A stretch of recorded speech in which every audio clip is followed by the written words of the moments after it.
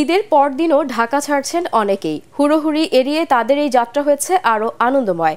রাজধানীর rail station ও বাস টার্মিনালে দুপুর পর্যন্ত এমন মানুষের ভিড় দেখা গেছে। ঐশী গোস্বামী, প্রমার রিপোর্ট।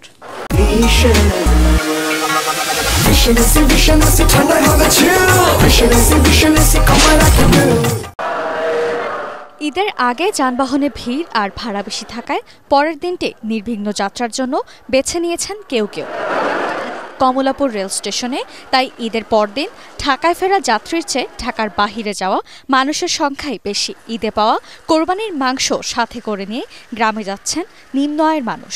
ঈদের আগে তো যানজটটা বেশি, যাওয়ার মতো সিস্টেম, ঈদের পর তো একটু যানজট কম।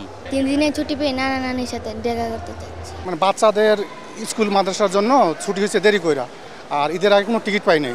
ঈদের পরও বাস ও রেল যাত্রীদের নিরাপত্তায় কড়া নজরদারি বহাল রেখেছে আইন শৃঙ্খলা বাহিনী। স্বস্তির এ যাত্রায় খুশি যাত্রীরা। তার আগে টিকিট পাই নাই, ঈদের পরের দিন সবার সাথে ঈদ করার জন্য যাইতেছি।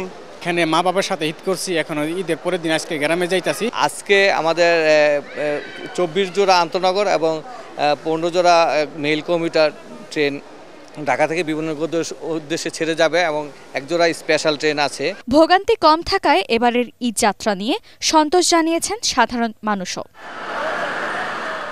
ঐশী গোস্বামী, প্রমা, ATN বাংলা, ঢাকা।